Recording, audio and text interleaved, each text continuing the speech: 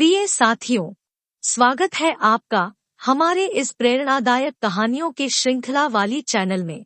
आज मैं वापस आपके लिए ऐसी कहानी लेकर आया हूँ जो आपकी जीवन बदल दे।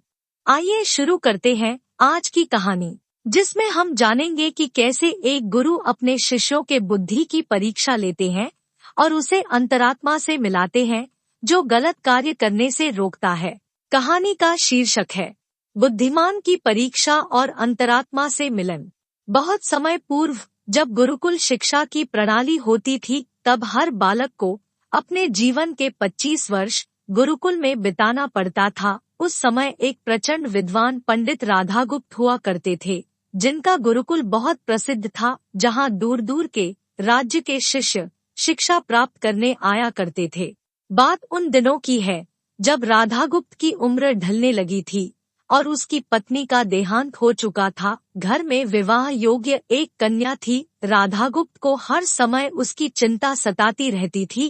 वह उसका विवाह एक योग्य व्यक्ति से करना चाहते थे, जिसके पास संपत्ति भले ना हो पर वह कर्मठ हो, जो किन्हीं भी परिस्थिति में उसकी बेटी को खुश रखे और उचित समय पर उचित निर्णय ले सके। एक दिन उनके मस्तिष्क में एक ख्याल आया और उन्होंने इस परेशानी का हल सोचा कि क्यों ना वो अपने खुद के शिष्यों में से ही योग्य वर की तलाश करे। उनसे बेहतर उनकी बेटी के लिए और क्या हो सकता है। इस कार्य के लिए उन्होंने बुद्धिमान की परीक्षा लेने का निर्णय लिया और सभी शिष्यों को एकत्र किया। राधागुप्त ने सभी से कहा कि वे एक परीक्षा आयोजित करना चाहते हैं जिसमें सभी की बुद्धिमानी का परिचय होगा। उन्होंने सभी से कहा कि उन्हें अपनी पुत्री के विवाह की चिंता है, जिसके लिए उनके पास पर्याप्त धन नहीं है। इसलिए वे चाहते हैं कि उनके शिष्य विवाह में लगने वाली सभी सामग्री कैसे भी करके एकत्र करे, भले ही उसके लिए उन्हें चोरी का रास्ता चुनना पड़े, लेकिन उन्हें चोरी करता कोई भी देख ना सके। इसी एक शर्त का पालन सभी को करना है। अगले दिन से सभी शिष्य कार्य में जुट गए।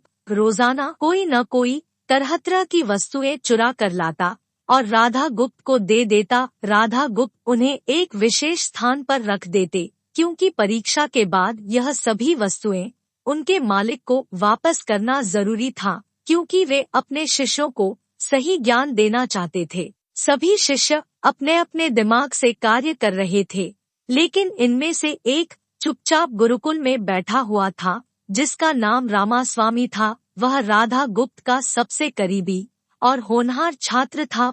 उसे ऐसा बैठे देख राधागुप्त ने इसका कारण पूछा। तब रामास्वामी ने बताया कि आपने परीक्षा की शर्त के रूप में कहा था कि चोरी करते वक्त इसे कोई ना देख सके।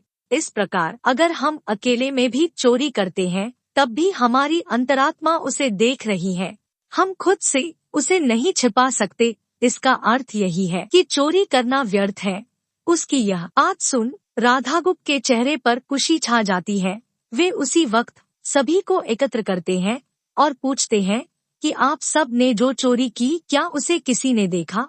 सभी कहते हैं नहीं। तब राधागुप्त कहते हैं कि क्या आप अपने अंतर्मन से भी इस चोरी को छिपा सके? सभी को बात समझ आ जाती है और सबका सिर नीचे झुक जाता है, सिवाय रामास्वामी के।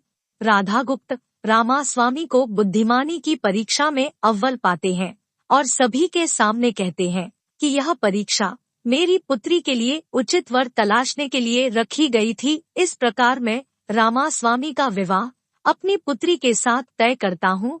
सभी खुशी से झूम उठते हैं, साथ ही चुराई हुई हर एक वस्तु को उसके मालिक को सौंप विनम्रता से सभी से क्षमा मांगते हैं। कहानी की शिक्षा। बुद्धिमानी की परीक्षा से यही शिक्षा मिलती है कि कोई भी कार्य अंतर्मन से छिपा नहीं रहता और अंतर्मन ही मनुष्य को सही राह दिखाता है। इसलिए मनुष्य को किसी भी कार्य के सही गलत के लिए अपने मन को टटोलना सबसे जरूरी है। आज मनुष्य ने अंतरात्मा की आवाज सुनना बंद कर दिया है, इसलिए ही वो गलत रास्ते पर जा रहा है। हमारी अंतरात्मा कभी भी हमें गलत राह नहीं दिखाती। यह जरूर है कि मन की आवाज हमें वो करने की सलाह देती है जिसे दिमाग कभी स्वीकार नहीं करता। क्योंकि दिमाग सदैव स्वहित में कार्य करता है और मन हमें सही और गलत का परिचय करवाता है।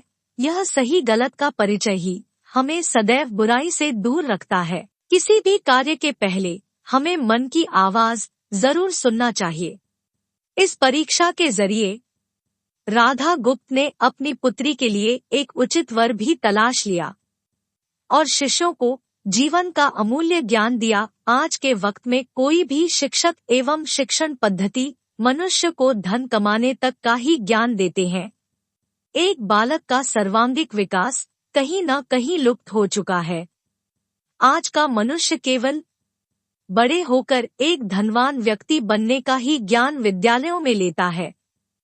उस बालक को सही गलत का बोध कराने का दायित्व कोई भी नहीं लेता, क्योंकि उनके माता पिता भी आज के दौर में बस पैसा कमाने में लगे रहते हैं और शिक्षक भी केवल किताबी ज्ञान देकर अपने दायित्व से मुख मोड़ लेता है। ऐसे में यह छोटी छोटी कहानियां व्यक्ति को सही गलत सिखाने में अहम भूमिका निभाती है, लेकिन आजकल इसके लिए भी वक्त मिलना मुश्किल है। यह एक गंभीर समस्या है जिसके फलस्वरूप आज के बच्चे आसानी से गलत राह पर चलने लगते हैं और उन्हें इसका भान तब होता है जब वे पूरी तरह ग्रस्त हो जाते हैं। ज़्यादा जरूरी है कि हम सभी आज की पीढ़ी को ज्ञानवर्धक बातें भी सिखाएं। प्रिय साथियों, इस तरह यह कहानी यहीं समाप्त होता है। मुझे पूरी उम्मीद है कि यह प्रेरणादायक कहानी आपको जरूर अच्छी लगी होगी। साथ ही आपको यह कहानी कितना मोटिवेट किया, कृपया कमेंट के माध्यम से अवश्य बताएं। साथ ही अपनी राय भी दे जिससे हमें इस दिशा में मार्गदर्शन मिले। आपके किसी भी प्रश्न एवं सुझावों का स्वागत है। आपका कीमती समय देने के लिए दिल से शुक्रिया। और अंत में एक आग्रह है कि कृपया आप इस वीडियो को लाइक करें, शेयर करें और सब्सक्राइब जरूर करें। फिर मिलते हैं अगले वीडियो में किसी नए कहानी के साथ। तब तक के लिए जय हिंद, जय सनातन।